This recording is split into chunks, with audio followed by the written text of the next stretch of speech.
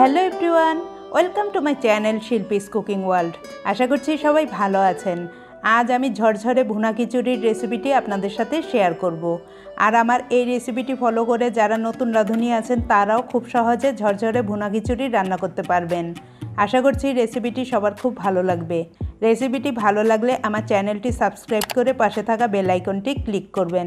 চলুন তাহলে রেসিপিটি দেখে নিই। ভুনা খিচুড়ি রান্না করতে এখানে একটি ফ্রাইং প্যান চুলায় বসিয়ে তাতে 2 কাপ মুগ ডাল নিয়েছি। আমি আজ খিচুড়িতে শুধু মুগ ডাল ইউজ করব। আপনারা মুগ ডাল ও মসুর ডাল একসাথে নিয়েও এই খিচুড়িটা রান্না করতে পারবেন। এবার চুলার আঁচ লোয়ে রেখে মুগ ডালটাকে আমি ভেজে নেব। চুলার আঁচ বাড়িয়ে মুগ ডাল ভাজলে পুড়ে যেতে পারে, এটা খেয়াল রাখতে হবে। আর কন্টিনিউয়াসলি নেড়েচেড়ে ডালটাকে ভাজতে হবে।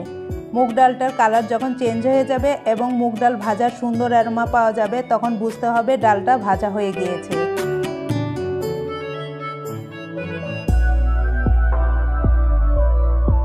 এখন আমার ডালগুলো ভাজা হয়ে গিয়েছে। আমি একটু ডাল তুলে আপনাদের দেখাচ্ছি। দেখুন, ভাজার পর ডালগুলো দেখতে এমন হবে। আমি এখন ডালগুলোকে চুলা থেকে নামিয়ে নেব। এখানে একটি মিক্সিং বলে আমি 2 কাপ পোলাওর চাল নিয়েছি। আমি এখানে চিনি গুঁড়া পোলাওর চাল নিয়েছি। আপনারা কালিজিরা পোলাওর চাল বা বাসমতি চাল দিয়েও এই খিচুড়িটা রান্না করতে পারবেন। এবার আমি এই চালের সাথে নিচ্ছি ভেজে রাখা মুগ ডালগুলো।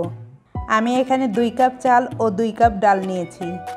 খিচুড়ি রান্নার সময় চেষ্টা করবেন চাল ও ডাল সমপরিমাণে নিতে, এতে করে খিচুড়ির টেস্টটা বেশি ভালো হয়।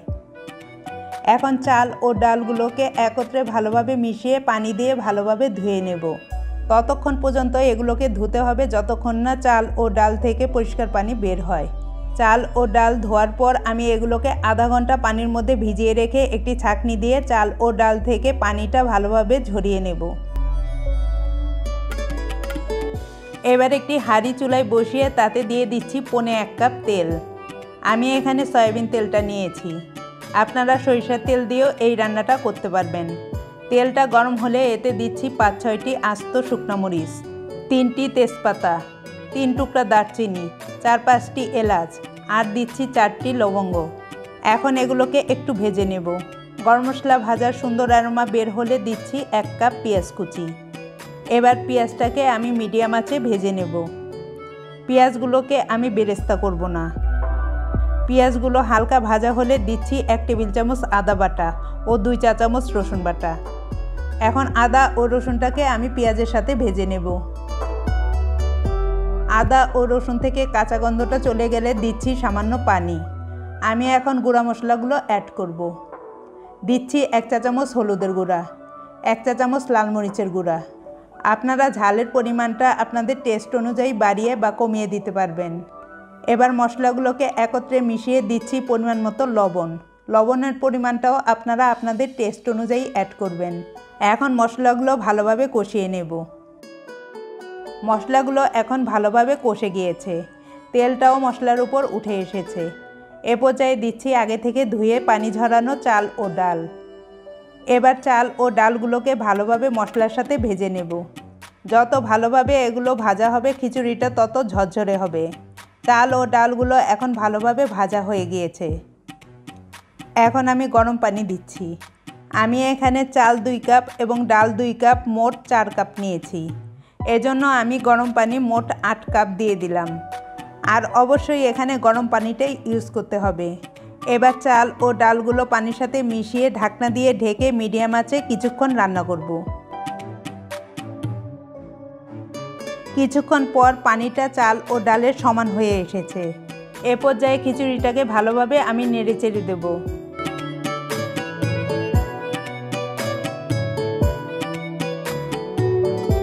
এখন দিচ্ছি 5-6টি কাঁচামরিচ ফালি।